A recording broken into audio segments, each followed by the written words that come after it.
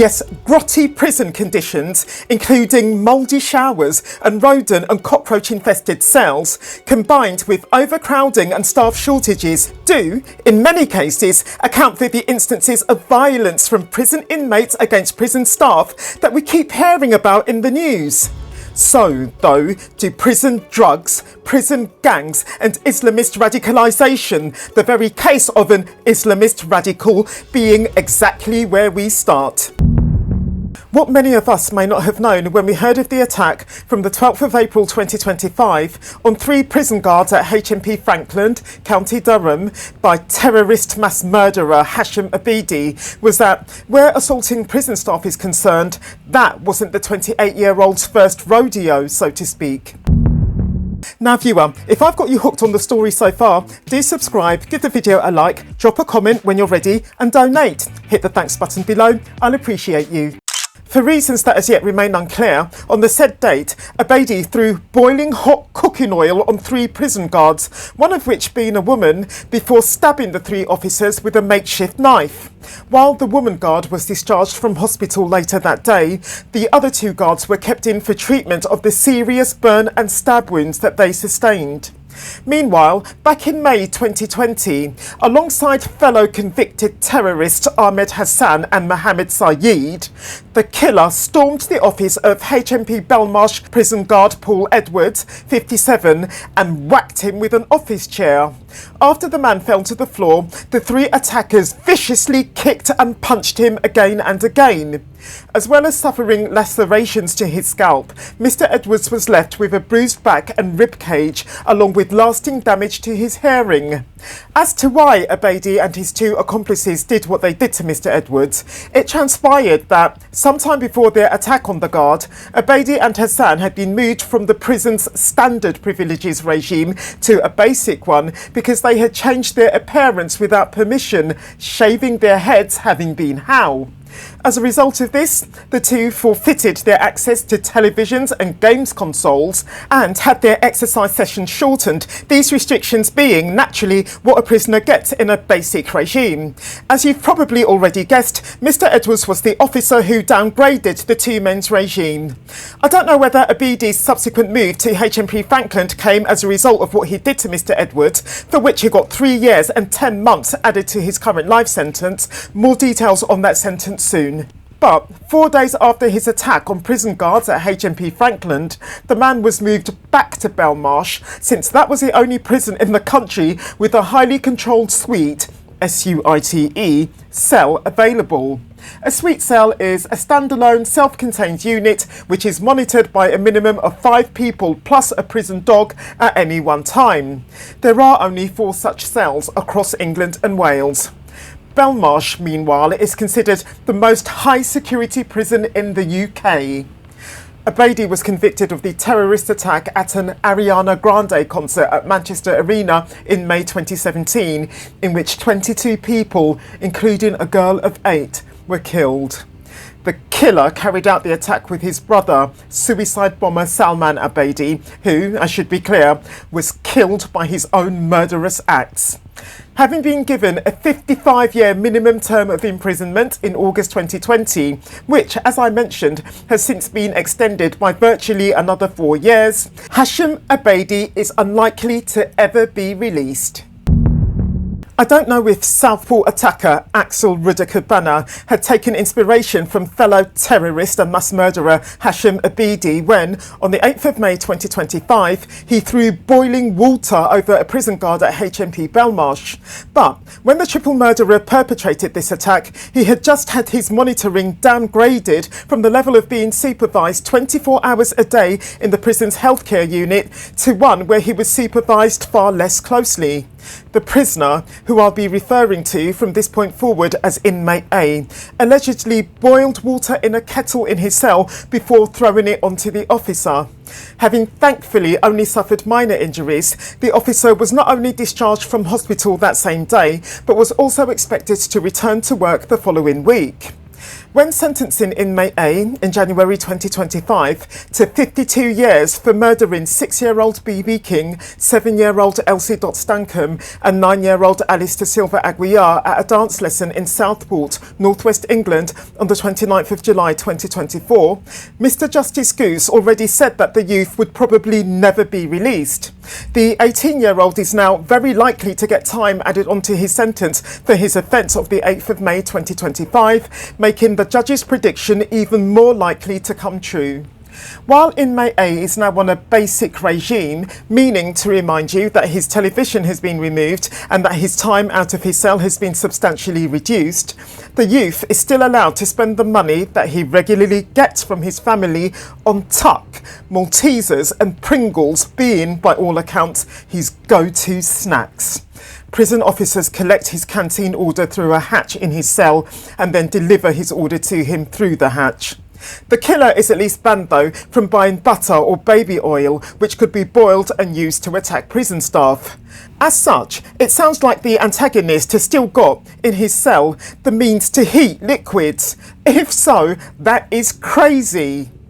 In his vicious knife attack of July 2024, inmate A stabbed 8 further children along with both their teacher, Leanne Lucas, and another adult, John Hayes. The perpetrator was also convicted of producing the deadly poison ricin and of possessing information likely to be useful to a person committing or preparing to commit an act of terrorism. Evidence for these 2 offences having been uncovered in the police search of his home that came hours after the perpetrator's attack at the said dance club. Concerns had been raised about inmate A's violent behaviour at school, and he had been referred to the counter-terror scheme PREVENT 3 times since he was 13, one of these occasions having been in response to his interest in killing children in a school massacre. Nicholas Prosper vibes, anyone? But PREVENT decided that the antagonist had no terrorist motivations and posed no terrorist threat, observing rather that his disturbing behaviour was symptomatic of nothing more than his personal problems. Numerous figures, including the families of inmate A's 3 murder victims, have since protested inmate A's access to a kettle, sweets and other comforts. On the 30th of May 2025, a 25-year-old prison officer at HMP Long Lartin in Worcestershire, West Midlands, England, was airlifted to hospital for emergency surgery to his abdomen after being stabbed in the stomach with a flick knife by a 22-year-old inmate who is serving 18 years for a string of stabbings. Known for constantly shouting Allahu Akbar, meaning God is great, on the prison wing, and for carrying his prayer mat, between November 2021 and January 2022, Callom Taylor, who comes from Sheffield, Yorkshire, and who converted to Islam in prison, stabbed his own uncle, 2 of his neighbours, and a stranger. When asked why he perpetrated those vicious acts, he answered, quote, "It felt good to hurt people," unquote. On this very point, the young man had already racked up as many as 19 previous convictions, the offences involved including assault occasioning actually bodily harm, battery, breaches of a restraining order, and possession of a bladed article. Anger appears to be the explanation for Taylor's said attack on a prison guard of May 2025. The antagonist stabbed the guard because, for whatever reason, he was pissed at the man. On this point, according to prison staff, ever since Taylor converted to the Muslim faith, his behaviour has only got worse, the youth having since become overwhelmingly paranoid and obsessive, forever protesting about being disrespected by others. The flick knife that Taylor used on the guard was delivered to him by a drone. Prisoners will, in some cases, burn holes in the window of their cell in order to get a drone inside, in order, in turn, to take possession of the drugs and the phones, as well as the knives, that the drone is carrying. Taylor is yet to be sentenced for his attack on the guard. In the meantime, he's been transferred to the separation unit at the prison with the tightest security in all England. HMP Belmarsh, South East London. Relique Young, 24, Clayton Barker, 24, and Zishawn Daly, 23, are 3 convicted murderers who have had time added onto their life sentences for their joint attack on prison guard Clayton Bishop, now deceased, at HMP Whitemoor, Cambridgeshire on the 22nd of August 2023, wanting to get his own back on Mr Bishop for an incident in which he, one of the perpetrators that is, had been forced back into his cell for disobeying orders. While undertaking supervised exercise out in the yard on the said date, Young punched the prison guard in the face. The prison officer who rushed to Mr Bishop's rescue after Daly and Barker joined in the attack, repeatedly and viciously punching Mr Bishop, who had crouched down to try to protect himself, was himself punched in the face. After promptly being sprayed with pava, the three perpetrators were removed from the exercise yard. While Daly and Barker went no comment in their subsequent police interview on the attack, Young gave a prepared statement admitting that he was in the exercise yard with Mr Bishop, but insisting that the attack was just one preemptive strike made in self-defence. In January 2025, this perpetrator pleaded guilty to assault occasioning actual bodily harm, ABH, and to assaulting an emergency worker. For his own part, despite his no-comment police interview, Barker also later admitted one charge of ABH. Meanwhile, having denied the charges of ABH and assaulting an emergency worker against him, in February 2025, Daly was found guilty at Cambridge Crown Court of both charges. Daly was doing a 19-year life sentence for stabbing student Joseph Becker to death outside a KFC in central London on the 10th of September 2019. Two others were also convicted for that murder alongside Daly, since it was a revenge attack by a 7-strong gang. Young was serving 18 years for his part in the stabbing murder of a 17-year-old that unravelled in Wandsworth, South London in April 2017. Barker is one of 5 people who got life for the stabbing murder of Dom Ansar and Ben Gillam Rice at a house party in Milton Keynes in October 2019. Having all been sentenced for their offences against Mr Bishop in April 2025, Barker has now got another 3 years and 1 month on top of his life sentence.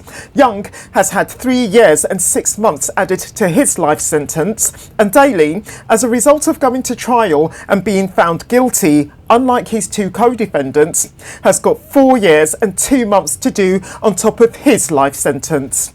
The attack perpetrated by the 3 inmates caused Mr Bishop to suffer panic attacks and insomnia.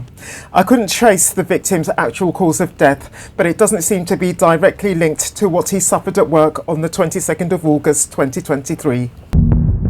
When, on the 18th of December 2023, Billy Joe Walsh, aged 36 as at March 2025, attacked 3 prison guards at HMP Berwyn in Wrexham, North Wales, with a shiv made from no less than a piece of broken sink. He was, quote, snarling and screaming incoherently, unquote. Walsh was serving a sentence for criminal damage and for resisting and obstructing the police. Meanwhile, in 2022, the thug was slapped with a court order banning him from every building in Merseyside, which isn't far from North Wales, for 5 years on account of his conviction for criminal damage. He was also banned from being drunk in a public place. On the day of the 18th of December 2023, inmates at HMP Berwyn were mixing outside of their cells when, out of the blue, Walsh suddenly started making slashing motions with what turned out to be a broken piece of sink. Walsh then tried to bite the face of prison guard Conor McNamara and the head of prison guard Craig Wade. The lunatic succeeded in biting Mr Wade's right shoulder, the man said, snarling and screaming, coming when the 3 officers got him to the floor and then restrained him. For all these offences, in March 2025, Walsh got another 16 months, at least 6 of which, however, to be served concurrently with his previous sentence. On the 15th of April 2025, 4 prison guards as well as a prisoner at HMP Lowdham Grange in Nottinghamshire all got a beating from an inmate who wanted more time on an exercise bike. It's not clear why, on the 23rd of April 2019, in collusion with 18-year-old Michael Mulqueen, Dominic Calder, who was also 18 at this point, stabbed 21-year-old Meshachli Mitchell-Williams to death at a bus stop in Harlesden, northwest London. But, having got 20 years for that murder, Calder has clearly lost none of his violence. 3 of the 4 guards that he beat up on the 15th of April 2025 being women. Having long since appeared in court on 5 charges relating to his acts from April 2025, the antagonist is reported to have punched one of his victims, elbowed another, and trampled over all the others. Having denied his charge of ABH against a fellow prisoner that he battered, as well as 4 counts of assault by beating of an emergency worker, Calder is set to stand trial on the 1st of September 2025. Whether he has, like Callom Taylor, since been moved to a new prison, or whether he will undergo one such move, I can't say. In January 2025, 26-year-old Jordan Crowley, who's doing life for murder at HMP Whitemoor in Cambridgeshire, got 2 years and 8 months added to his sentence for GBH, grievous bodily harm. This new sentence comes from the Perpetrators Act from the 14th of March 2024 of punching a prison guard, which caused the man, who we'll call Joe, to fall down and bump his head. Having been let out of his cell on the said date to go and see a nurse on the condition that he should return to his cell straight after, Crowley objected, with the said punch, to being ordered back to his cell when he was subsequently found in the prison gym. Joe ended up spending as long as 3 months in Addenbrooke's Hospital in Cambridge. The bleed on his brain, which was caused when he hit his head and for which he underwent surgery, having had life-ending potential. On the 1st of February 2019, alongside 4 other violent young men, Crowley smashed his way into the home of 23-year-old Rhys Ottaway, who lived in Northampton, South East England. And then either he and or one or more of the others repeatedly stabbed the man, a rival drug dealer, with a machete. For Mr. Ottaway's murder, Crowley got the 2nd longest sentence of the 5 parties involved, 34 years. After knocking Joe down in the gym of HMP Whitemoor some 5 years later, Crowley was sprayed with PAVA, which is similar to pepper spray, and then led away. I don't know what prison the man is in today. As at the 12th of June 2025, the governor of HMP Ranby in Retford, Nottinghamshire, had spent over 3 weeks in hospital after suffering a fractured skull in an attack from an inmate on the 16th of May 2025. The attack took place when the governor, who we'll call Andy, was attending a celebratory event of some kind on one of the prison's wings. For reasons that as yet remain unconfirmed, an inmate chose that moment to smash Andy's head in. Exactly how he did so, I can't say.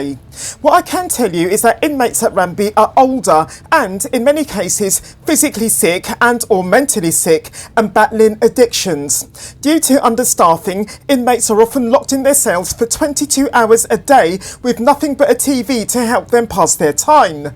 The newer blocks of the prison, whose construction, arising from a prison place emergency, was rushed, have faulty plumbing, rodent infestations and poor heating. Toilets overflow, showers are often cold, and the food is described by inmates as inedible slop. Cells meant for single occupancy are routinely and unsafely used to accommodate 2 inmates at a time. In this prison, illicit substances are the economy, coming into the possession of inmates as they do through drones, corrupt staff and post. Education is cancelled. Visits are cut short and violence goes unchecked, unless, of course, the victim is a member of staff like the governor himself. When, on the 29th of April 2025, a male guard at HMP Swinful Hall, which is near Lichfield in Staffordshire, was stabbed in the head while 2 women guards were punched in the face, inmates of course being behind these attacks, the prison went into lockdown. Before that though, when the 3 guards who had been attacked were being taken to hospital, prisoners attempted to take a 4th guard hostage. Holding around 600 men aged 18 to 28 who were serving between 4 years and life, Swinful Hall is, according to the Prison Officers Association, under the control of the inmates, officers having had to enter G-Wing on the said date in riot gear in order to break up a violent incident.